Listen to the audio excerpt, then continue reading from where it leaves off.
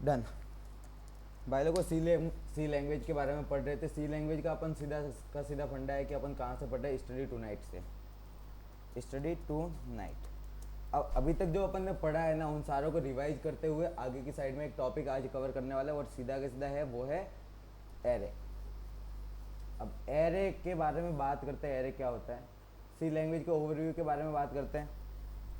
अब ओवरव्यू में जो हिस्ट्री ज्योग्राफी है कि हाँ भाई, आंसी स्टैंडर्ड 1989 में इसको बनाया गया था, C89 से। उसके बाद में धीरे धीरे अपडेट होती रही और सी लैंग्वेज जो अभी जो चल रही है वो C9 यहाँ पे सॉरी C11 चल रही है। तो सी लैंग्वेज का अपडेटेड वर्जन है। सी लैंग्वेज जो बनी गई थी उससे पहले जो एल्गोल, BCPL, बी लैंग्वेज, ये सारी पहले से बना रखी थी और बी लैंग्वेज को कन्वर्ट करते हुए सी लैंग्वेज को बनाया गया। अब सी लैंग्वेज में इतने इंप्रूवमेंट कर दिए कि उसके बाद में C++, मतलब जिसमें उप्स कंसेप्ट आया। और उससे पहले जो भी प्रोग्रामिंग अप्रोच है वो है प्रोसीजरल प्रोग्रामिंग अप्रोच। उप्स कंसेप्ट जैसे आया तो फिर अपन ऑब्जेक्ट के बारे में बात करने लगे कि हाँ, किसी कंपनी के लिए सॉफ्टवेयर बनाना है तो आप एक ऑब्जेक्ट की तरीके से सोच के करोगे, ना कि एक प्रोसेस को फॉलो करोगे कि इसके बाद में ये स्टेप होना चाहिए। अगर आप एक ऑब्जेक्ट के रूप में सोचते हो तो बहुत अच्छी अप्रोच है, सॉफ्टवेयर अच्छे से डेवलप हो जाता है। बट सी लैंग्वेज सबसे फास्ट है। क्यों? क्योंकि सी लैंग्वेज का जो कोड है वो बाइनरी कोड में कन्वर्ट होने के लिए, 0 1 में जो कन्वर्ट होने के लिए टाइम बहुत कम लगाता है। जैसे अगर प्रिंट एप फंक्शन है तो प्रिंट एप फंक्शन की कोई डेफिनेशन होगी करीबन 20 लाइन की, और वही डेफिनेशन पाइथन के सिर्फ प्रिंट की कितनी होगी, करीबन 80 से 90 लाइन की। तो एक 20 लाइन के कोड को 0 1 में कन्वर्ट करने का टाइम लगता है कम और 80 लाइनों को कन्वर्ट होने में टाइम लगता है ज़्यादा। इट मीन्स कि हाई लेवल की जो प्रोग्रामिंग लैंग्वेज है उसका स्पीड ऑफ एग्जीक्यूशन कम होता है लो लेवल और मिडिल लेवल से। Next point, American national standard institute ने इसको किया था, मतलब कि यहाँ पे मान्यता प्राप्त हुई थी सी लैंग्वेज को एक स्टैंडर्ड वे में कि हाँ ये होंगे कैटेगरी। सी लैंग्वेज एक ओपन सोर्स नहीं है, मतलब उसमें पहले से फिक्स है, प्री डिफाइंड चीज़ है, आप उतनी यूज कर सकते जो जितना उन्होंने फीचर्स दे रखे हैं। वो अमेरिकन नेशनल इंस्टीट्यूट ने बनाई थी, आंसी। और अब बात करते कि जितनी भी प्रोग्रामिंग लैंग्वेज बनी तो किसी ना किसी के आधार पे तो बनी होगी। तो जो अपने पास सी लैंग्वेज का आधार है वो है आस्की टेबल एंड जो जावा का आधार है वो है UTF-8। तो जो हर कैरेक्टर को एक कोड देने का जो काम किया जाता है वो सारे के सारे लोग कहीं से अप्रूवल लेते हैं। तो इस भाई साहब ने लिया किसको, ये आस्की टेबल को देखते हैं, और दूसरे वाला है वो UTF table, unified code table ही बोलते हैं वैसे तो। अब नेक्स्ट पॉइंट, इमेज देख लेते हैं। दोनों को देखना पड़ेगा तभी जाके चीज़ों को थोड़ा सा क्लियर होगा। Right click, done, open image in new tab, और आस्की टेबल, अच्छी वाली आस्की टेबल ये रही।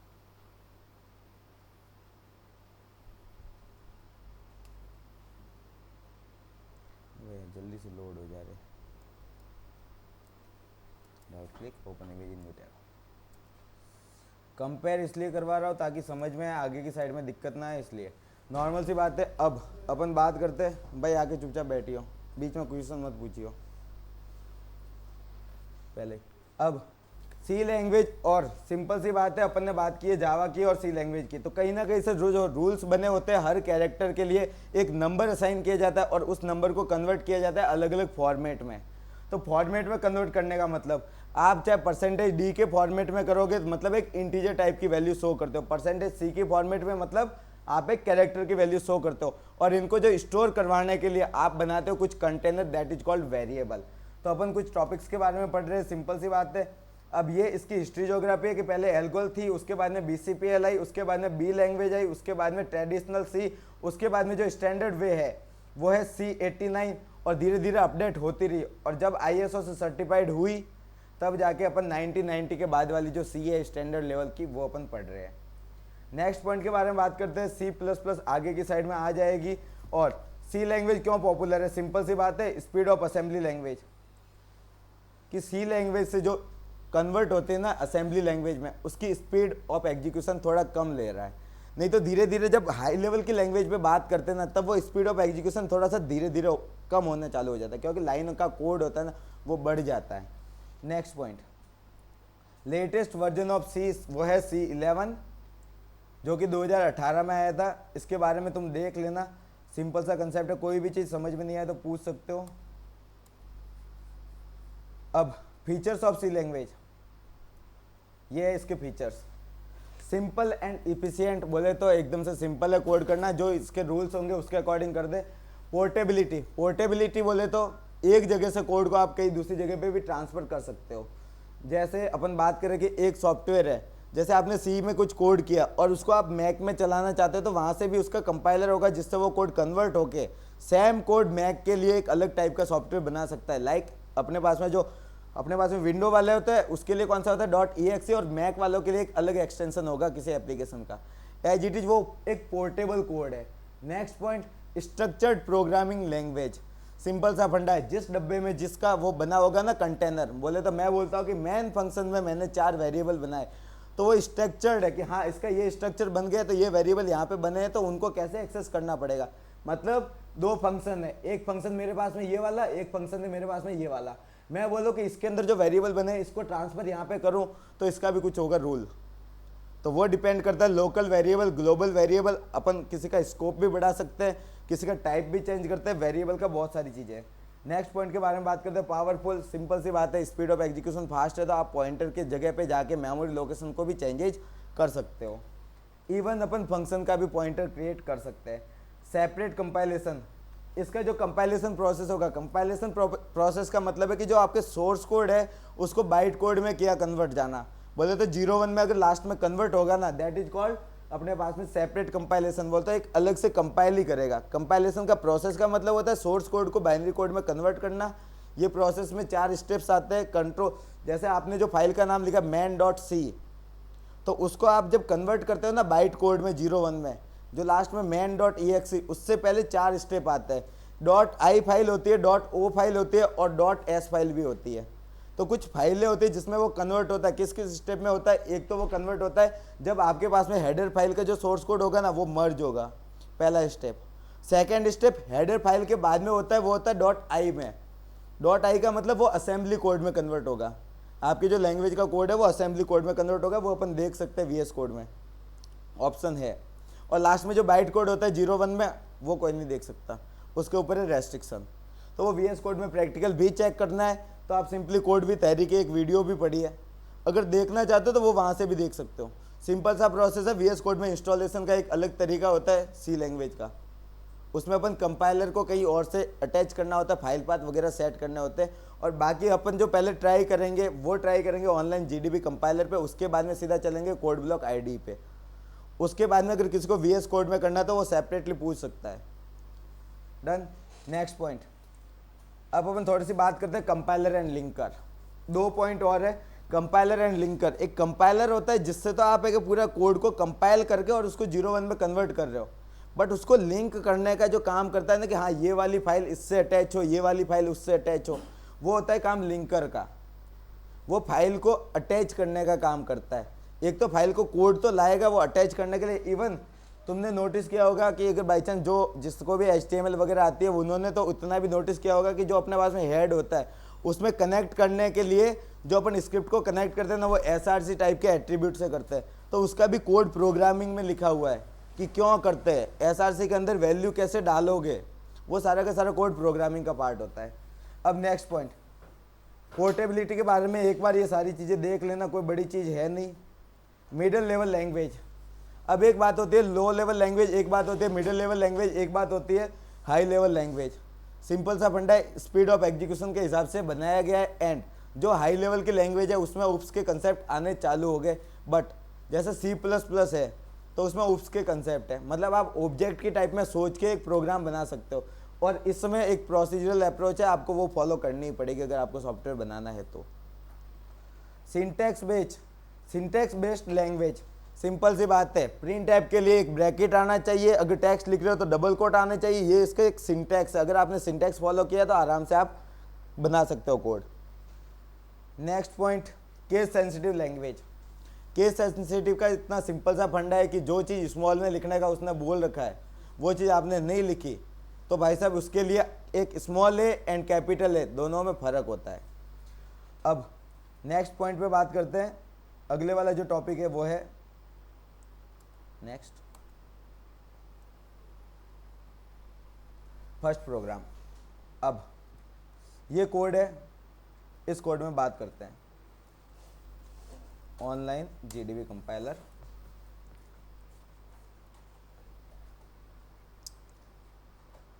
अभी फिलहाल मैं ऑनलाइन कंपाइलर ले रहा हूँ, सिंपल सी बात है, डन। अब फर्स्ट थिंग कंट्रोल वी, इससे पहले आउटपुट किस टाइप का आता है उसको चेक कर रहे हैं। इसने बोला कौन सी भाषा में आप कोड कर रहे हो, तो हम कर रहे हैं सी लैंग्वेज में, डन। अब इस वाले कोड से मुझे क्या समझ में आया कि हाँ ये स्क्रीन पे प्रिंट करेगा ये वाली चीज, but condition must be applied.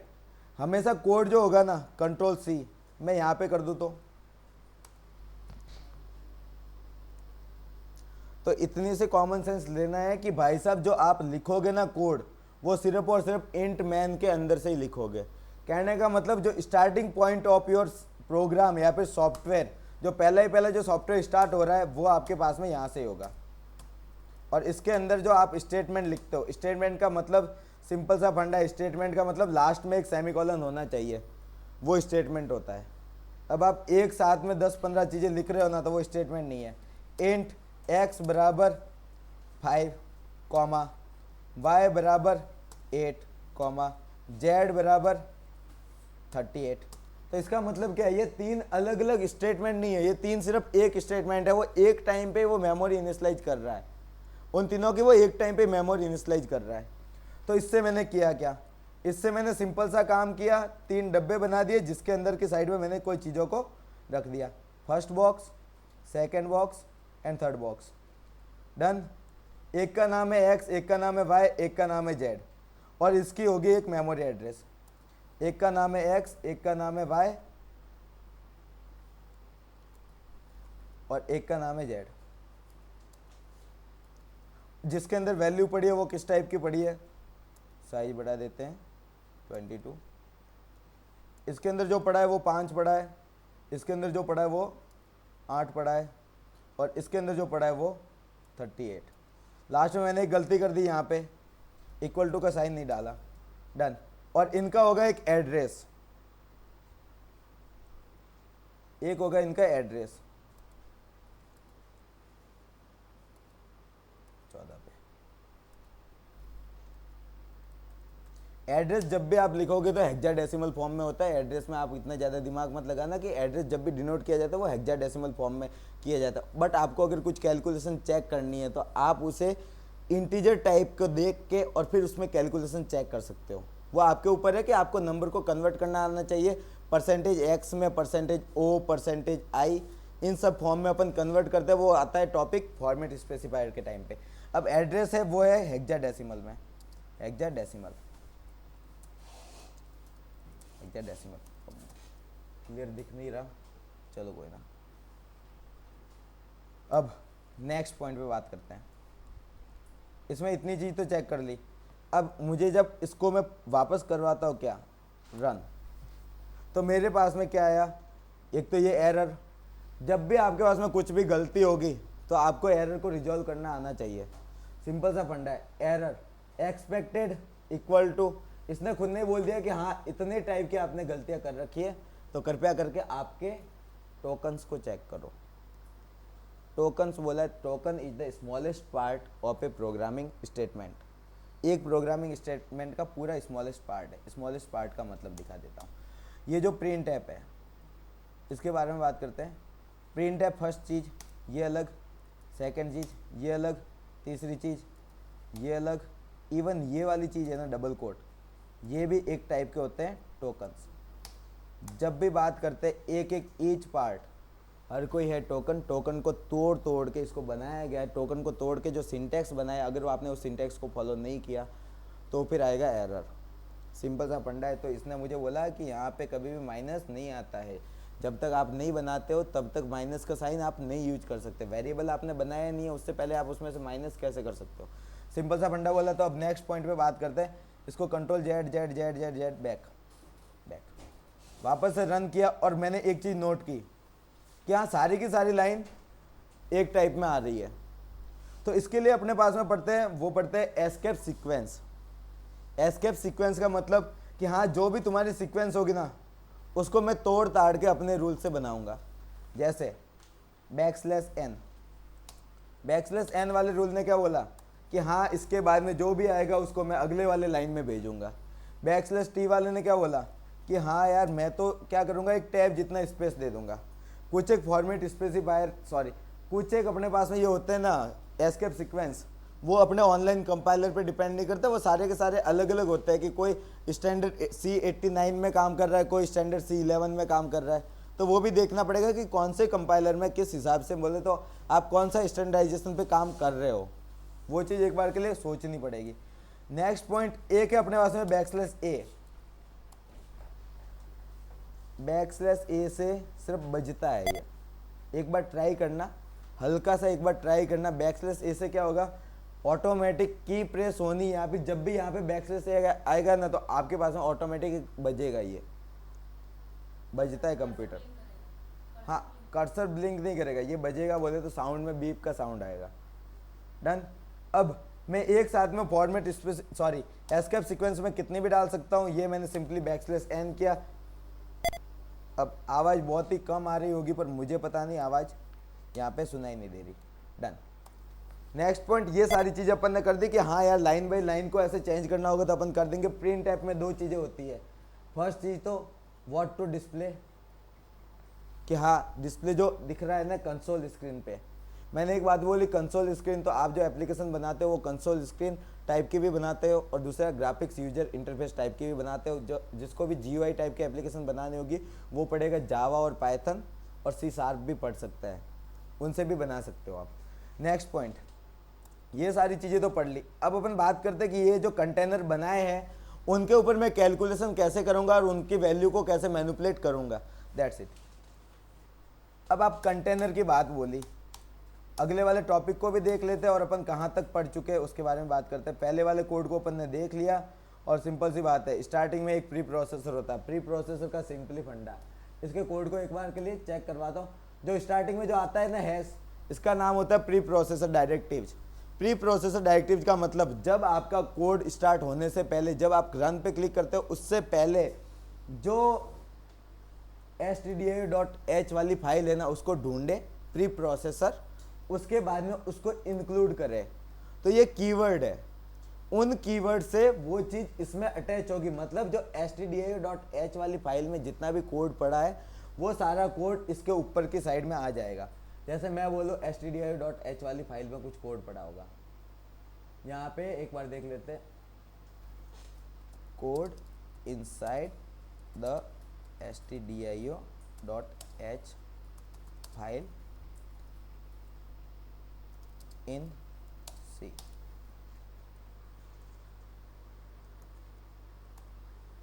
Try करते हैं, अगर मिल जाए, नहीं मिला तो अपन VS कोड में चेक भी कर सकते हैं। नाउ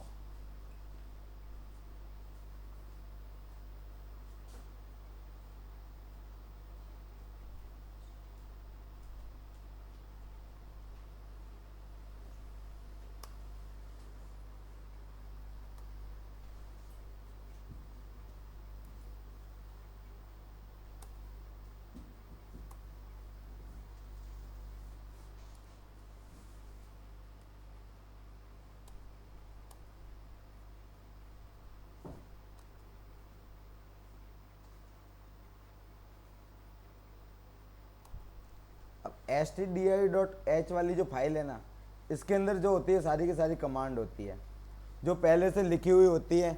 वो चाहे हो सकता है कि वो असेंबली कोड में भी लिखी हुई हो सकता है कि वो आपके C लैंग्वेज के कोड में भी लिखी हुई हो।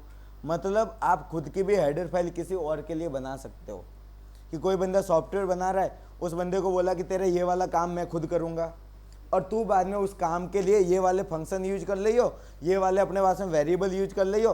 वेरिएबल अपन एक फाइल से दूसरी फाइल में ट्रांसफर करते तो एक्सटर्न कीवर्ड यूज करते हैं, ये आगे की साइड में आएगा। तो सिंपल सी बात है, वहाँ पे कुछ कोड लिखा होगा, वो कोड पूरा का पूरा अटैच होगा इसके ऊपर की साइड में, मतलब ये रिप्लेस हो जाएगा। उसके बाद में तो अपन ने तीन चीज़ें देखी, एक तो देखी प्री प्रोसेसर डायरेक्टिव्स, दूसरा था इंक्लूड कीवर्ड जिससे ये वाली फाइल है इसका कोड आ जाता है। और ये वाली फाइल कहाँ पे पड़ी होती है, ये होती है लाइब्रेरी फाइल।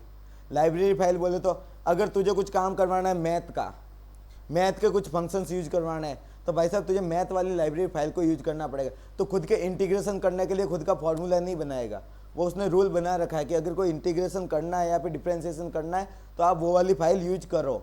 तो आप सी लैंग्वेज से नेटवर्किंग भी कर सकते हो, कंडीशन अप्लाइड, आपको उस वाली लाइब्रेरी फाइल के बारे में पता भी होना चाहिए, ये कंडीशन होती है। नेक्स्ट पॉइंट अपन ने बना दिया ये मेन फंक्शन के बारे में अपन ने इतनी सी बात पढ़ी थी कि ये होता है starting point of our C program. And एक चीज नोट करना, फंक्शन हमेशा कुछ ना कुछ वैल्यू रिटर्न कर रहा है। आगे की साइड में अगर फंक्शन को कुछ रिटर्न नहीं करवाना होता तो आप डालते हो क्या, वॉइड। अब ये फंक्शन रिटर्न किसको करवा रहा है, कैसे करवा रहा है, इसके बारे में बात करते हैं। तो ये फंक्शन जो अपन ने यहाँ पे किया रिटर्न 0, अगर मैंने इसको हटा दिया तो मुझे ऑपरेटिंग सिस्टम को बताना ही नहीं है कि हाँ भाई मेरा प्रोग्राम हुआ या नहीं हुआ। अगर मेरे प्रोग्राम होने के बाद में ऑपरेटिंग सिस्टम को बोला जाए कि जब भी ये कोई बंदा ये क्लोज कर रहा हो तो आप एक अलर्ट बॉक्स जनरेट कर दो कि हाँ भाई जो भी बंदा मेरा ये प्रोग्राम क्लोज कर रहा हो तब एक अलर्ट बॉक्स जनरेट कर दो, तो मतलब ऑपरेटिंग सिस्टम के पास में रेस्पॉन्स जाना चाहिए। तो रेस्पॉन्स जाना चाहिए तो मतलब मैं कर दूँ इसको रिटर्न 0 कि सक्सेसफुली एग्जीक्यूट हो दिया, और मैं इसे यहाँ पे बोल दूँ कि हाँ ये इंटीजर टाइप का रिटर्न करे। तो इट मीन्स कि ऑपरेटिंग सिस्टम को कोई रिटर्न करवाना है ताकि कोई फंक्शनिंग क्रिएट हो सके तो अपन लिखते हैं इंट मैन। नहीं तो अगर अपने को कोई ऑपरेटिंग सिस्टम से काम ही नहीं करवाना तब अपन लिखते हैं वॉइड। डन।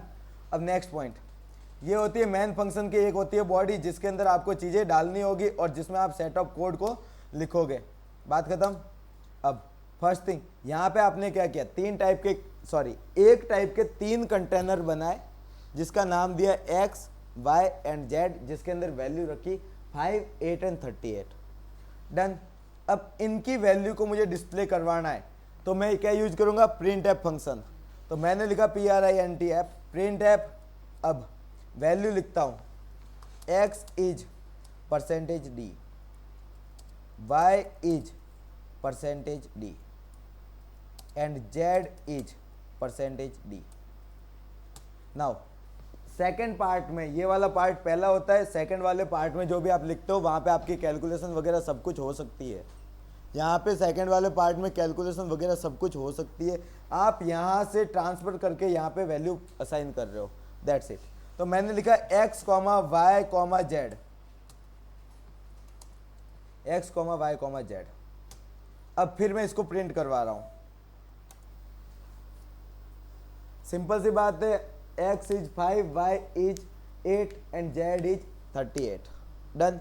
बट अगर मैं इस चीज को कर दूं क्या, कट आगे की साइड को, और इसको मैं पीछे की साइड में ले जाऊं, sorry, comma z, comma y, comma x,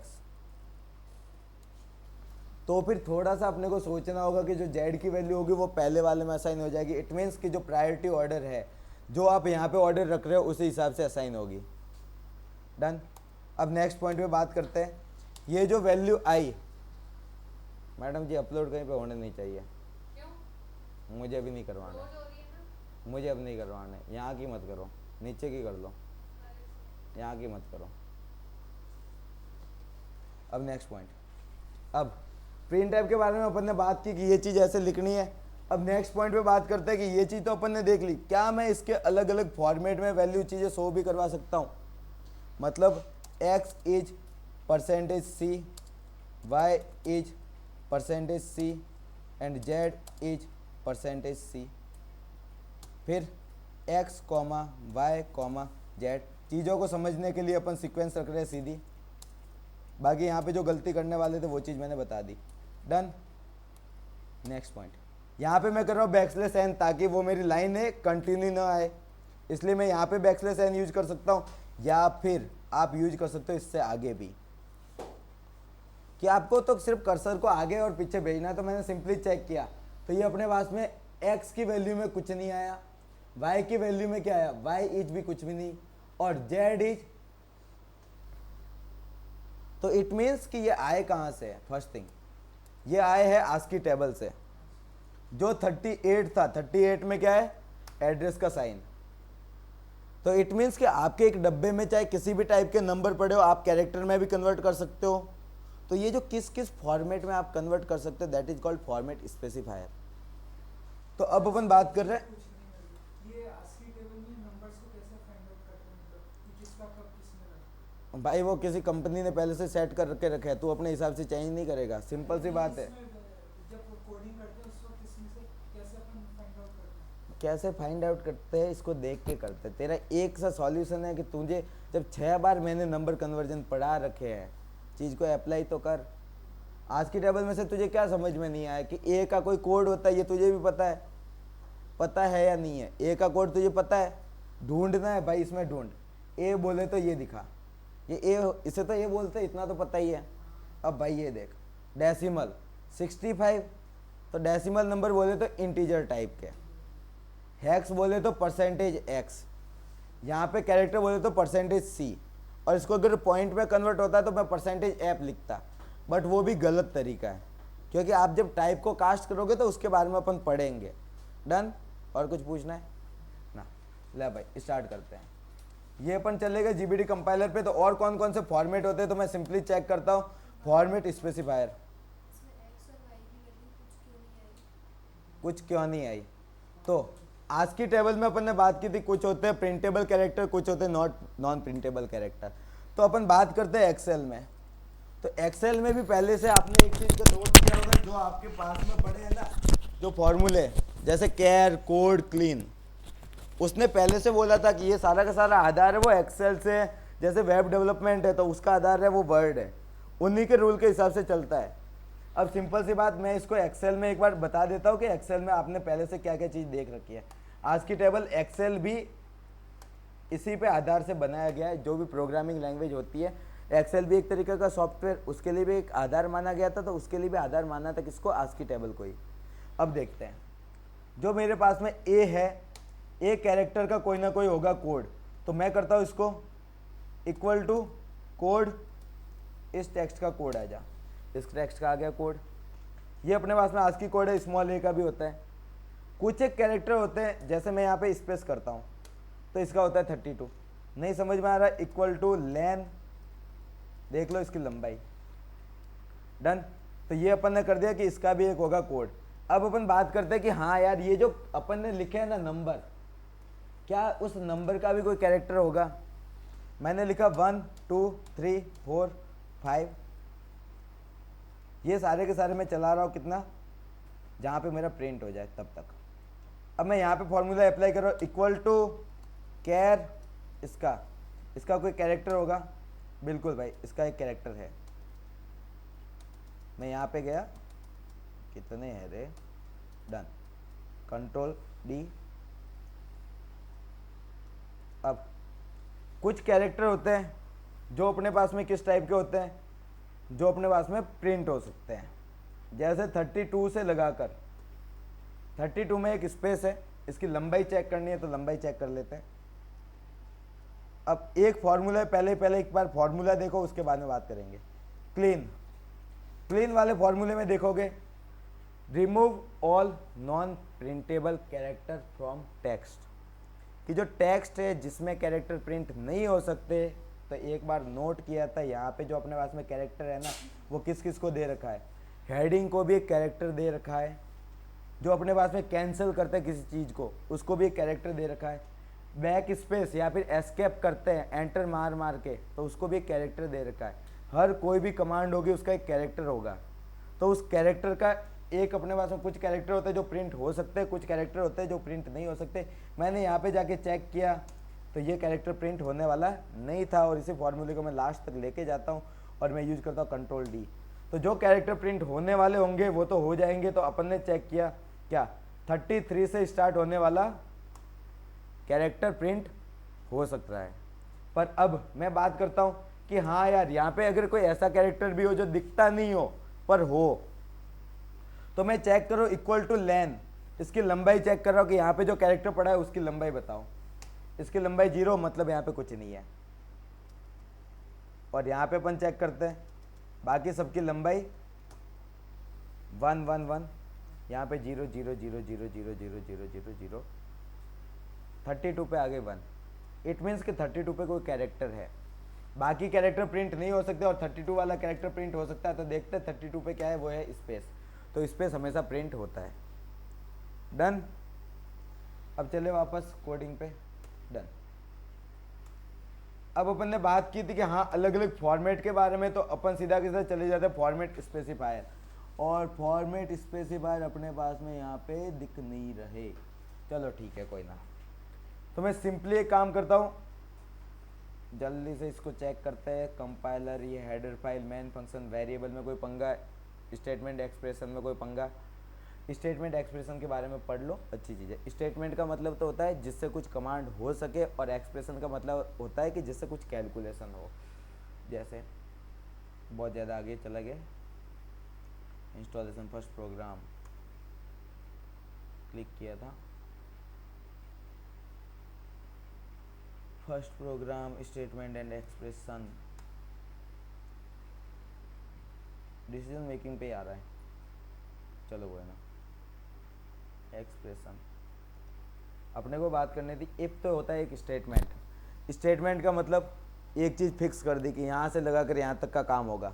and expression बोले तो एक्स प्लस वाई, एक काम को फिक्स करना, वो एक स्टेटमेंट होता है। मतलब फोर है ना, तो फोर भी एक साथ में कुछ काम करके देगा, तो वो एक स्टेटमेंट के रूप में माना जाता है। अब उसके अंदर जो होते हैं ना, वो सारे के सारे होते हैं एक्सप्रेशन, जिनको चीज़ अपन कैलकुलेशन के लिए बात करते हैं। जैसे ये वाली है, दिस इज कॉल्ड एक्सप्रेशन। इससे क्या होगा, रिटर्न वैल्यू मिलेगी ट्रू, अगर वो एक्स से बड़ा होता है तो। बट इफ है वो एक पूरा स्टेटमेंट है, और इसके अंदर की साइड में ये स्टेटमेंट। और इफ को जो बोला जाता है वो होता है कंट्रोल स्टेटमेंट, सॉरी, ये सारे के साथ डिसीजन मेकिंग स्टेटमेंट है, जिसमें आप एक डिसीजन एक साथ में लेते हो। उसमें दो रास्ते खुल जाते हैं कि हाँ भाई इस रास्ते से जाना है या इस रास्ते से जाएगा, उसके बाद में बाहर ही जाएगा। वो मेन प्रोग्राम के सीक्वेंस को फॉलो करेगा, बस वो अपने पास में स्टेटमेंट होते हैं जो एक बार एग्जीक्यूट हो जाते हैं, दैट्स इट। एक्सप्रेशन बोले तो कैलकुलेशन, स्टेटमेंट बोले तो पूरा के पूरा command, that's it. Now next one, वापस चलते अपने बैक। अब वेरिएबल के बारे में बात की थी, इस सारों के बारे में हिस्ट्री ज्योग्राफी एक बार देख लेना, कोई बड़ी चीज़ है नहीं। अगर किसी को कोई डाउट हो तो वो पूछ सकता है। Done, next one.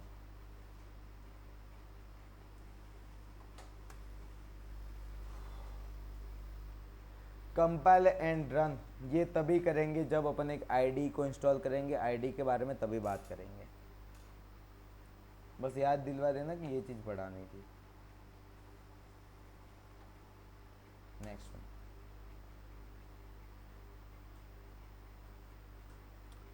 Compilation process, जिसके बारे में मैंने बात की थी। सोर्स कोड को ऑब्जेक्ट कोड में कन्वर्ट करते हैं 0 1 में, ये होता है कंपाइलर का काम। जिसमें अपने पास में सबसे पहले जो स्टेप होता है वो होता है प्री प्रोसेसिंग, सबसे पहले काम। Second one compiling, third one assembly language में कन्वर्ट करना, fourth one is linking. 4 part बोले थे, वो चारों पार्ट यहाँ पे है। सारों के बारे में एक बार पढ़ लेना। सबसे स्टार्टिंग में क्या हुआ, डॉट सी फाइल बोले तो जो अपना सोर्स कोड, उसको कन्वर्ट किया। पहले प्री प्रोसेसर का काम, प्री प्रोसेसर ने क्या किया, जो अपने पास में हेडर फाइल थी उसका कोड इसने दे दिया, कंपाइलर के पास में भेज दिया। कंपाइलर ने क्या किया, असेंबली कोड में कन्वर्ट किया। असेंबलर ने क्या किया, उसको ऑब्जेक्ट कोड बोले तो 0 1 वाले पे। अब उसको फिर लाइब्रेरी के अंदर, लाइब्रेरी फाइल जो थी ना, जिसको आपने स्टार्टिंग में ला तो लिया था, उसके अंदर का जो 0 1 का कोड था ना, उस कोड को लिंक करने का काम किया लिंकर ने, बाद में जाके लिंकर ने काम किया है। और लास्ट में जाके .exe फाइल का जनरेट कर दिया। बाउंस, तो ये सब डॉट एक्सी से भी सेव हो जाती है? अरे भाई .exe से सेव थोड़ी ना करेगा, अरे वो तो कंपाइल करे बिना थोड़ा ना करेगा। कंपाइल का करना 0 1 में लास्ट में जाके कंप्यूटर समझता है। अब तो जाके सी लैंग्वेज में समझाना तरीका कोई तू ढूंढ ले भाई, नहीं है तरीका, वो यही है, लास्ट में जाके कंपाइलर के थ्रू होके जाना पड़ेगा तुझे। अब इसके बारे में पढ़ लेना, बहुत ही सिंपल सी चीज़ है। अगर कोई दिक्कत हो तो पूछ सकते हो। मैक्रोज के बारे में आगे की साइड में टॉपिक आएगा, अच्छी चीज़ है। कंपाइलर, असेंबलर, लिंकर, ये सारे के सारे हिस्ट्री ज्योग्राफी। अब सी लैंग्वेज के सिंटेक्स के बारे में बात करते हैं। सी लैंग्वेज में टोकन्स के बारे में बात की थी, तो टोकन्स क्या होते हैं, ये हर एक चीज़ जो अपने आप में टूटी हुई हो, दैट इज कॉल्ड टोकन। तो एक चीज़ मुझे नोट हुई कि हैश एंड इंक्लूड, ये दोनों अलग अलग नहीं है। हैश का मतलब एक अलग ही काम है, और इंक्लूड एक कीवर्ड है।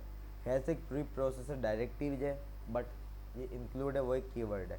तो हैश को कीवर्ड समझने की ज़रूरत नहीं है। एज इट इज़ यहाँ पे जो ब्रैकेट है वो भी एक अलग से टोकन है, इसका काम अलग है। जब भी एक स्ट्रिंग है तो वो पूरी स्ट्रिंग एक अलग टोकन है। सेमीकोलन भी अलग है, डबल कोट अलग नहीं है वो चीज़। अब statement end with semicolon,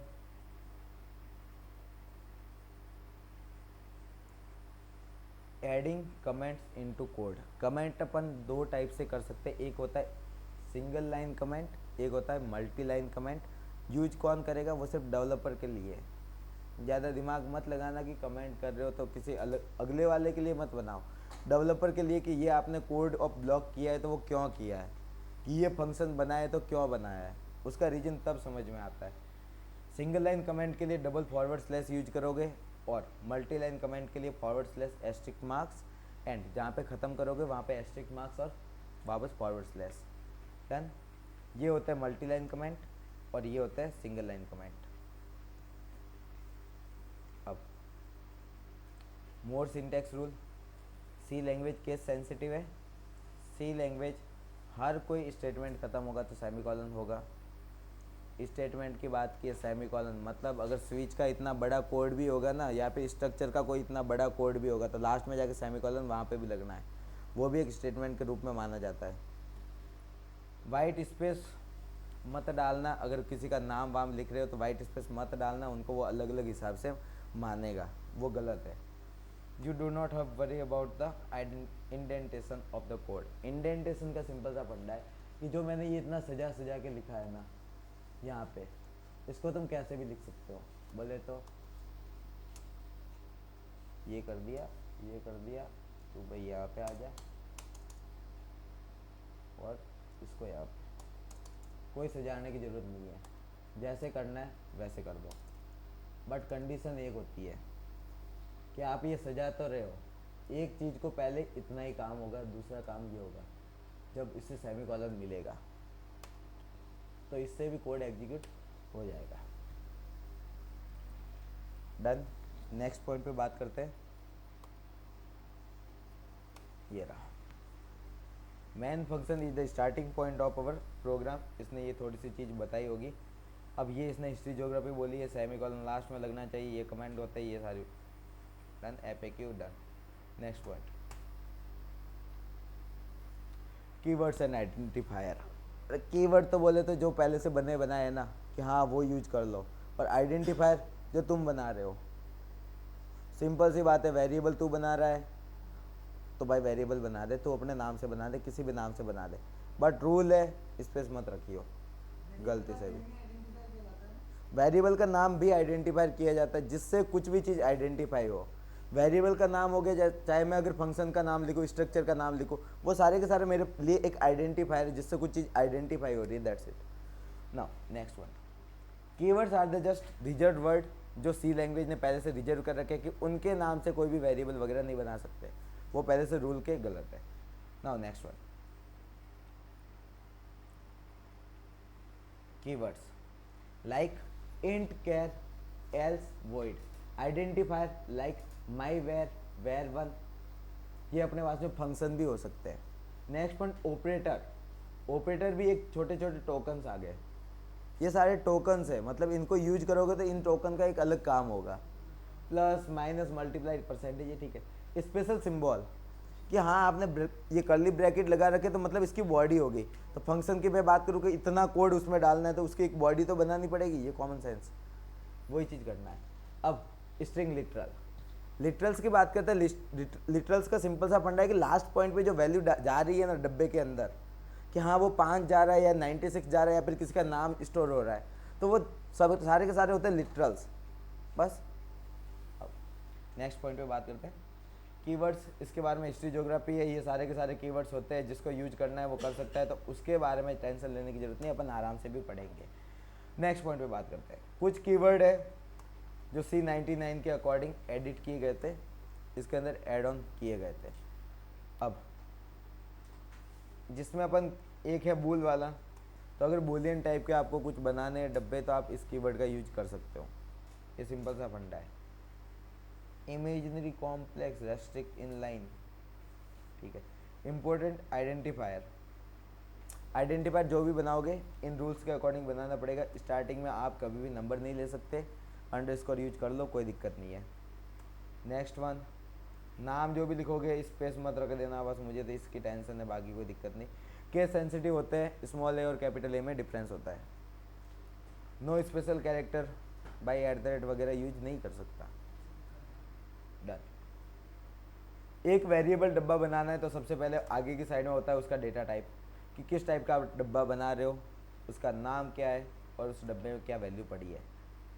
but एक चीज़ ध्यान रखना, इस डब्बे को कहीं ना कहीं पे दे रखी है मेमोरी, और उस मेमोरी का एक होता है एड्रेस जो होता है हेक्साडेसिमल फॉर्म में। Done done done. एक साथ में बहुत सारे डब्बे भी बना सकते हो, एक ही टाइप के बनाने हैं तो ये चीज़। अब ये कर नहीं सकते इंट वॉइड 0 वाला, क्योंकि आप किसी ऐसा डब्बा, अब आप ये कर सकते हो कि वॉइड के बाद में आपने कोई वेरिएबल का नाम लिया, कर सकते हो, वॉइड वाला डब्बा बना सकते हो, वो खाली पड़ा है, वो डब्बा बन सकता है, वो भी एक टाइप का डेटा टाइप ही है। अब अपन बात करते हैं नेक्स्ट पॉइंट। अभी भी कोडिंग करने के मज़े नहीं आए, थोड़ा सा आगे करते हैं। डेटा टाइप अब आएंगे मज़े। 4 टाइप के या 5 टाइप के इसमें आगे डेटा टाइप। पहला टाइप है वो है बेसिक। बेसिक का सिंपल सा फंडा है, जो बेसिक वाले डब्बे है ना, कि आप एक कंटेनर बना रहे हो जिसमें सिर्फ एक ही टाइप की वैल्यू स्टोर कर सकते हो, ये है, जिसकी एक होगी लिमिट। और वो सारी चीज़ें अपन देखते हैं कि हाँ एक डब्बा बनाया मैंने सिंपली, उस डब्बे में मैं सिर्फ इंटीजर टाइप की वैल्यू रखूँगा तो मैं यूज करूँगा क्या, इंट। कैरेक्टर टाइप की यूज करूँगा तो मैं आगे की साइड में उसका डेटा टाइप रखूँगा कैर। उसके बाद में अगर मैं फ्लोटिंग पॉइंट अगर यूज करना है तो मैं लिखूँगा फ्लोट, और डबल के लिए मैं यूज करूँगा डबल। ये डब्बे बनाने का काम है। अब डेराइव्ड बोले तो जो बेसिक वाले डब्बे हैं ना, उसको तुम अपने अकॉर्डिंग मैनिपुलेट करो। बेसिक वाले वही ना वो LF% है। वापस पूछियो। डबल का वो फॉर्मेट स्पेसिफायर पूछ रहा है। अरे फॉर्मेट स्पेसिफायर पे मैं बात ही नहीं कर रहा भाई, दिखा दूंगा, टेंशन ना ले। अब दूसरे वाले होते हैं वो होते हैं डेराइव्ड। डेराइव्ड का मतलब जो बेसिक वाले डब्बे हैं ना, उनको कैसे भी कुछ ऐड ऑन कर दे, जो भी करना है उनके साथ में कुछ भी कर दे तू चाहे तो। हाँ यार बेसिक वाले से डायरेक्ट वाले करने में एक थोड़ा सा अलग ही टाइप का दिखेगा। चलो अपन करते हैं किसमें, एक्सेल में।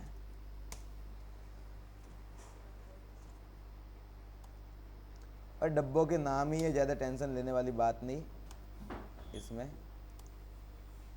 फर्स्ट वन, ये एक डब्बा जो कि है इंटीजर टाइप का। इसमें मैं बोलता हूँ कि ये इंटीजर टाइप का है, और इसकी मैं साइज वाइज चेंज कर देता हूँ, थोड़ा सा दिखेगा। ये एक इंटीजर टाइप का डब्बा जिसका रूल, इसकी होगी एक साइज वगैरह।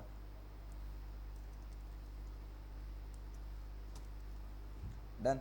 इसकी जो साइज है वो साइज है कितनी, 4 बाइट। अब ये भी डिपेंड करता है आर्किटेक्चर के अकॉर्डिंग। इस डब्बे के अंदर जो वैल्यू पड़ी है वो पड़ी है कितनी, 5। तो इसका एक तो होगा नाम, तो मैंने लिखा x। इसका एक होगा एड्रेस, डन, जो कि होता है हेक्साडेसिमल में। तो हेक्साडेसिमल को डिनोट करने के लिए 0x, फिर AF1 रू, डन। जो भी करना है आप हेक्साडेसिमल में, बस एक चीज़ का ध्यान रखना, आगे की साइड में 0x आएगा। नेक्स्ट पॉइंट के बारे में बात करते हैं कि इसकी एक होगी रेंज। डब्बा होगा तो डब्बे की एक होगी कैपेसिटी। एक डब्बा ही है, सिंपल सी बात है, कैपेसिटी होगी। तो क्या, अरे मैडम जी 0x तो सिर्फ इसको डिनोट करने का तरीका है कि हाँ ये हेक्साडेसिमल में डिनोट होता है। एड्रेस तो कोई एक जगह ही होगी बस। अब वो जगह मुझे अगर हेक्साडेसिमल में दिखानी है तब अपन 0x के हिसाब से दिखाएगा वो। अब रेंज की बात करते हैं तो रेंज में एक होती है कि भाई मिनिमम पॉइंट, और एक होता है मैक्सिमम पॉइंट। अगर आपने ओवरफ्लो कर दिया तो डब्बे की कैपेसिटी थी सिर्फ 5 किलो की, और आपकी हिम्मत हुई कि भाई साहब 6 किलो डाल दिया, तो ऐसे सिचुएशन में क्या होता है, वो अपने पास में साइक्लिक रोटेशन होता है। तो अब अपन बात करते हैं साइक्लिक रोटेशन के बारे में और डब्बों में वैल्यू असाइन करने के बारे में। साइक्लिक रोटेशन इन सी। एक टाइप का डब्बा है वो है अपने पास में इंटीजर टाइप का, और उसी को सारा का सारा अपन एक्सप्लेन करने वाले हैं। इस टॉपिक में जो जो कवर होने वाला है, cyclic rotation, second one age, data type modifier, data type modifier, data type modifier बोले तो unsigned, long, short, cyclic rotation, simple सी बात। डेटा टाइप के बारे में भी बात करेंगे। डेटा टाइप क्या होता है, जैसे int, char, float and double. इसके फॉर्मेट स्पेसिफायर क्या होते हैं, percentage d, percentage c, percentage f, percentage l f. अगर आप इसमें कन्वर्ट कर देते हो इसमें, तो इनके फॉर्मेट स्पेसिफायर चेंज हो जाते हैं, परसेंटेज यू, परसेंटेज आई। अगर आपको किसी डेटा को दिखाना है किसमें, हेक्साडेसिमल फॉर्म में, हेक्साडेसिमल फॉर्म में, तब आप यूज करोगे परसेंटेज एक्स। ओक्टल में दिखाना है तो ये सारे के सारे कन्वर्जन है। ओक्टल में दिखाना है तो परसेंटेज ओ। नेक्स्ट पॉइंट के बारे में बात करते हैं। तो ये तो सारे दिखाने के तरीके, और ये कहीं ना कहीं पे रटने की ज़रूरत नहीं है, सारे के सारे ऑनलाइन अपने को मिल जाता है, आपको बस यूज करना आना चाहिए। डन। पहली बात करते हैं एक डब्बे को बनाना। जल्दी से अपन चलते हैं अपने कोड में और एक डब्बे को बनाने की ट्राई करते हैं, और ये अपने पास में एक डब्बा वापस। Back to topic, hash include stdio.h, ये अपने पास में हेडर फाइल सबसे पहले ऐड कर दी। उसके बाद में मैंने जल्दी से सीधा का सीधा क्या स्टार्ट कर दिया, मैन फंक्शन, और मैन फंक्शन के बाद में इसकी बॉडी स्टार्ट कर दी, और एक डब्बे को बनाने में सिर्फ इतना सा टाइम लगता है। डन। अब इस डब्बे की स्पेसिफिकेशन के बारे में बात करते हैं। पहला ही पहला प्रिंट एप, मैंने बोला था value of x is percentage D. कहाँ से आएगी, वो आएगी कॉमा एक्स से। कोई डाउट, बैकस्लैश एन, अगली वाली लाइन अगली वाली। प्रिंट एप, अब address of x is percentage x, address of x. अगर आपको किसी चीज़ का एड्रेस देना है तो आप एड्रेस ऑफ का यूज करोगे। डन। डन। अब बात करते हैं प्रिंट एप।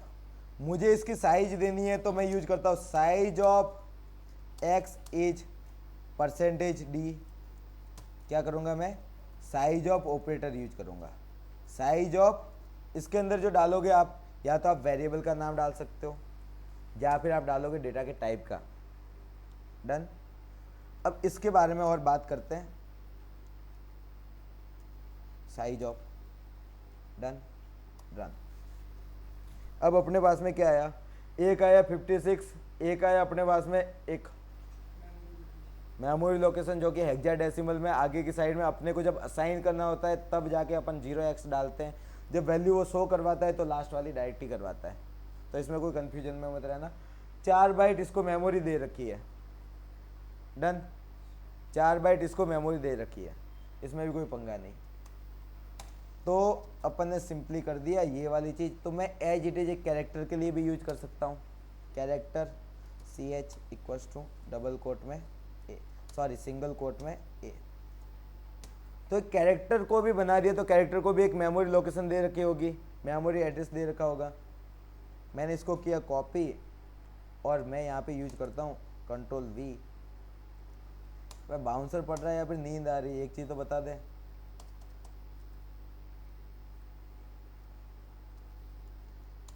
मैडम बाउंसर है या फिर नींद है?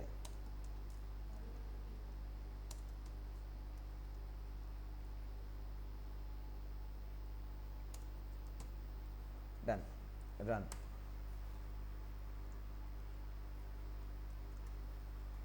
तो एक कैरेक्टर टाइप का डब्बा 1 बाइट की साइज लेता है, एक अपने पास में इंटीजर टाइप का डब्बा 4 बाइट की साइज लेता है। और अब अपन देखते हैं कि इसकी एक रेंज होगी, क्योंकि एक्सेल में अपन ने क्या क्या चीज़ देखी थी। हाँ भाई, एक होती है रेंज।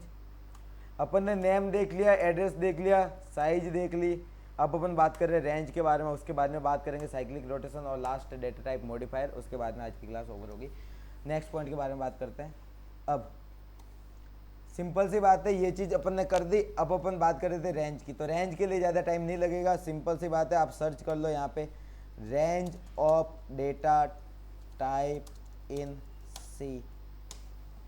सिंपली सर्च किया, इमेज पे नहीं जाना, इमेज पे जाना है तो चलो यार इमेज पे ही दिखा देता हूँ, वो बेटर है, more option. Unsigned sign sign sign sign sign sign done done done done done done done -625। ये अपने पास में कौन सा आर्किटेक्चर है? ये वाला भी आर्किटेक्चर। अरे 32 बिट का 64 बिट का architecture short int long long long हो तेरी। डन भाई साहब, रेंज आ गई। डिपेंड किस पे करता है? वो डिपेंड करता है आपके आर्किटेक्चर में कि आपने जो अपना ऑपरेटिंग सिस्टम किया है वो 32 बिट का किया है या फिर 64 बिट का। अगर आपने 32 बिट का ऑपरेटिंग सिस्टम किया है तो भाई साहब जो साइज होगी वो अकॉर्डिंगली लेगी 12444848। और अगर आपने लिखा है 64 बिट का तो अभी जो अपन यूज कर रहे हैं वो है 64 बिट का, क्योंकि मेरे पास में एक इंटीजर की क्या है 4 बाइट। डन। इसको अभी यूज करते 2147। मैं यहाँ पे वैल्यू जो असाइन कर रहा हूँ कोड में वो असाइन कर रहा हूँ 2147 और क्या था 483647 483648। अब करवा देते हैं रन। चलो अपने पास में इंटीजर के लिए कौन सा था, इसको मैं कमेंट आउट कर दूं, कंट्रोल के साथ में फॉरवर्ड / कमेंट आउट हो गया। अब ये नीचे की साइड में आ जाएगा। ये अपने पास में क्या आई वैल्यू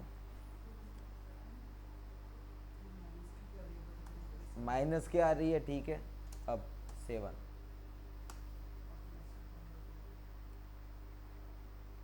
प्लस क्या आ रही है, डन। तो अब अपन बात करते हैं रेंज को, देखते हैं। ये अपन ने सिंपल सी बात है, इसकी लास्ट लोकेशन कौन सी थी, पॉजिटिव साइड में कौन सी थी, वो थी 147, सॉरी कितनी है 647। तो भाई साहब जब लिमिट तूने ओवर क्रॉस की ना तो वो पीछे की साइड से एक उठा लिया। तूने लिमिट में एक स्टेप आगे गया तो पीछे की साइड का पहला डब्बा, पीछे की साइड का पहला डब्बा कौन सा 648। अगर मैं 2 डब्बे इंक्रीज करता हूँ यहाँ पे, अगर मैं 2 डब्बे इंक्रीज करता हूँ तो पीछे की साइड पे कितना होगा, यहाँ पे जा कंट्रोल वाई डन। अब अपने पास में क्या है, पीछे की साइड से एक और कम, तो चीजें यूं घूम रही है। That is called cyclic rotation. तो मतलब जिसमें एक एक अगर नंबर आगे बढ़ाते जाएंगे तो वो पीछे से वैल्यूज उठाते जाएंगे। अबे तो डब्बे की इतनी रेंज है, तू ओवरफ्लो करेगा तो वो नेगेटिव वाली रेंज देगा, तो यही समझ। साइक्लिक रोटेशन का मतलब यही होता है कि हाँ अगर आप डब्बे की वैल्यू को एक स्टेप आगे करोगे तो वो पीछे की साइड से एक स्टेप कम करेगा। डन, ये होता है साइक्लिक रोटेशन। अब यही चीज अगर आप नेगेटिव में वैल्यू कुछ असाइन करते हो तो नेगेटिव में अगर मैं रेंज से बाहर की साइड में जाने का ट्राई करूं तो आपके पास में जो साइक्लिक रोटेशन होगी वो पॉजिटिव डायरेक्शन से होगी। 47 लास्ट लोकेशन कौन सी थी, 47 थी। अब मैं कर देता हूं एक और एक्स्ट्रा 50, तो ये पीछे की साइड से हो गया। अब इसको अपन क्या बोलते हैं, ये बोलते हैं साइक्लिक रोटेशन। अब मैं बात कर रहा हूं डेटा टाइप मॉडिफायर की। ये थे अपने पास में सिंपल सी बात।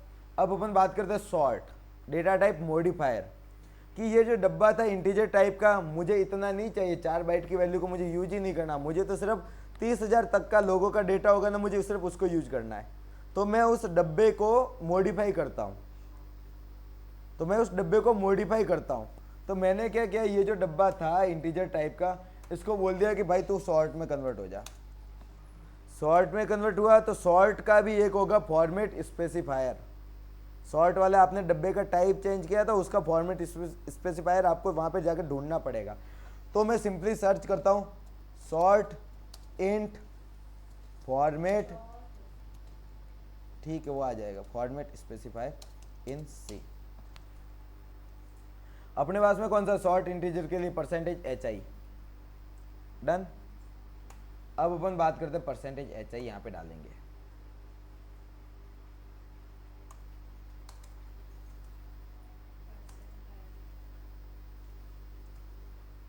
डन। अब एक बार के लिए रन करवा के देखते हैं। -2 सही है आंसर, उसने दिया है तो सही है, क्योंकि इसके ऊपर कितनी साइक्लिक रोटेशन हुई होगी। इसकी रेंज देखो, इसकी रेंज यहाँ से यहाँ तक थी, तो कितनी बार साइक्लिक रोटेशन हुई होगी। मैं सिंपल सी बात है 32768 कर रहा हूँ, 32768, तो इससे क्या होगा 32768 जस्ट वो नेगेटिव में वैल्यू आनी चाहिए। तो साइक्लिक रोटेशन हर डब्बे का होता है, आप डब्बे का टाइप चेंज करोगे तो साइक्लिक रोटेशन होना ही है। तो मतलब वो उस टेबल के अकॉर्डिंग जो अपन डालेंगे तो उसका होगा। बिल्कुल। अब नेक्स्ट पॉइंट, ये तो अपन ने बात की साइक्लिक रोटेशन की डेटा टाइप को अपन ने क्या किया, मॉडिफाई कर दिया। अब अपन बात करते हैं कि अगर मुझे नेगेटिव वैल्यू ही नहीं चाहिए तो, कि हाँ जो मेरा डब्बा है वो एक्चुअली अभी कितने की रेंज है, इसकी रेंज है -32768 और यहाँ से लगाकर यहाँ तक नेगेटिव वाली भी है पॉजिटिव वाली भी है। मैं बोलूँ कि नेगेटिव वाला पूरा पार्ट पॉजिटिव साइड में कन्वर्ट हो जाए कि मेरी कैलकुलेशन जो 65 तक मेरी बढ़ के आगे आ जाए, तो मैं क्या यूज करता हूँ, अनसाइंड। नेगेटिव वाले को, नेगेटिव वाला जो डब्बा था ना शॉर्ट वाला, उसको मैं वापस पॉजिटिव में कन्वर्ट लेके करके आ गया, तो दैट इज कॉल्ड अनसाइंड। तो आप इसी डब्बे को मॉडिफाई करते हो, अनसाइंड सॉर्ट इंट। नेगेटिव वाली वैल्यू आ गई, यहाँ पे जो नेगेटिव आ रहा था ना उसको पॉजिटिव में कन्वर्ट कर देगा। बस कंडीशन मस्ट बी अप्लाइड कि आपको उसका फॉर्मेट स्पेसिफायर याद होना चाहिए। तो मैं सिंपली चेक करता हूँ अनसाइंड इंटीजर का फॉर्मेट स्पेसिफायर, जल्दी से बता दे यार। Simply unsigned int, unsigned short short int format specifier. Type ही नहीं हो रहा, कितना टाइप है, इन सी %HU डन। अब अपन सर्च करते हैं यहाँ पे और यहाँ पे कर देते हैं %HU। तो अपने पास में आ गई पॉजिटिव, तो 32768 इसका जस्ट डबल करना, क्योंकि अपन ने नेगेटिव वैल्यू को हटाई है, तो इसका जस्ट डबल करने पे आ रहे हैं। अबे किसकी मैथ अच्छी है, 32767 32767। अब equal to this one multiply by 2, तो इसकी जो रेंज है वो एक +1 कर देना, क्योंकि आपने जीरो को इंक्लूड नहीं किया। तो इसकी जो रेंज होगी वो करीबन 25534 के अप्रॉक्स हो रही है। तो मैं यहाँ पे लिख रहा हूँ 25534, सॉरी 65534। तो इतने की तो डब्बे की साइज होगी। अरे यार सिंपल सी बात है, अनसाइंड इंट की रेंज ढूंढ लो, अनसाइंड सॉर्ट इंट की रेंज ढूंढ लो, बस ये सबसे बेटर है। रेंज इन सी कितनी आई, 65,535। तो 65,536 कर देते हैं, ऑटोमेटिक पता चल जाएगा कहाँ से स्टार्ट हो रहा है। 65,536। अबे यार ये क्यों नहीं हो रहा, क्लिक किया, 65,536 डन। 0, 2 डब्बे एक्स्ट्रा, वापस 7, ये चीज़ और एक एक्स्ट्रा कर दिया 1। ठीक है, अगर मैं वापस माइनस में डालूँ तो -2, तो वो पीछे की साइड से आएगा। साइक्लिक रोटेशन यही होता है। डन, सारा कुछ क्लियर। तो अपन ने क्या क्या चीज़ देख ली वो लास्ट में की बात, और आज की क्लास को यहीं पे ख़त्म करते हैं। कल अपन इसके बारे में पढ़ेंगे, और अभी तुम लोग यहाँ से लगाकर यहाँ तक की चीज़ देख सकते हो, 1 2 3 4 5, ये 5 चीज़ ट्राई कर सकते हो खुद से देखने की। कल अपन बात करेंगे ऑपरेटर और डिसीजन मेकिंग, और उसके बारे में अपन बात करेंगे। यहाँ से लगाकर यहाँ तक आपका ख़त्म हो चुका है। फॉर्मेट स्पेसिफायर वगैरह एक बार देखने पड़ेंगे, खुद से देखोगे तो समझ में ज़्यादा आएगा। डाउट पूछ लेना अगर कुछ भी चीज़ पूछनी हो तो। 1